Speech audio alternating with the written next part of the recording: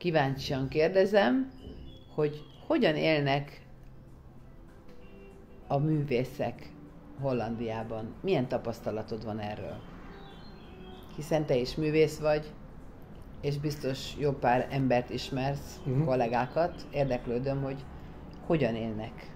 A holland művészek nagy különbsége a magyarhoz az, hogy azok sokkal keményebben élnek, hideg, nagy műterembe, fűtés nélkül, panasz nélkül élvezik ezt a túlélési mechanizmust, amit úgy hívnak, hogy survival in a cold winter in a atelier is ontzettend moeilijk, bár hebben ze helemaal geen probleem mee.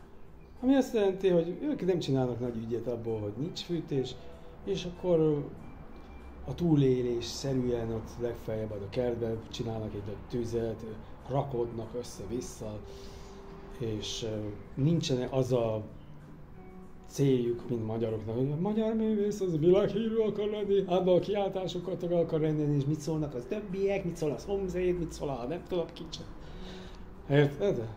Tehát azt jelenti, hogy a hollandok valójában maguknak akarnak maguk megfelelni, és azt csinálnak, amihez kedvük van, elfogadják azt, hogy szegények, kapnak némi állami támogatást? Vagy ahhoz valamilyen hírességgé kell válni?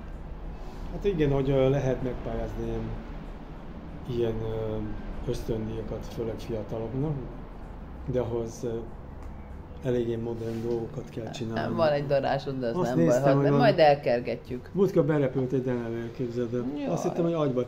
Kiszállt? Hát egy frászkáttam, elkezdtem, majd fejemre raktam valamit, és üvöltöztem, és sírtam, hogy menjen innen. Menj innen, te sátkozott szörnyeteg. Ne, szegény, de azért nem megy neked. Hát én nem tudom, de ez így cikázott, tehát aztán utána kirepült. Fölgyújtotta minden lámpát, aztán a fénytől megijedt. Szegény. Na jó, akkor ezt most elmondtad, hogy tehát a hollandoknak nincs ez a nagy becsvágyuk, elfogadják akár a szegénységet is, és maguknak akarnak megfelelni. Tehát igénytelenebbek, mint a magyar. Vagy a magyaroknál is különbség van, meg itt is vannak olyan művészek, akik nyomorban élnek, vannak olyan ügyeskedők, akik kapcsolatokat teremtenek, és azon hát keresztül. Ez olyan, mint a társadalom. Ja. Lehet a művészben egy király, meg koldus. Na, ugyanúgy, hát akkor nem? Ez így jó.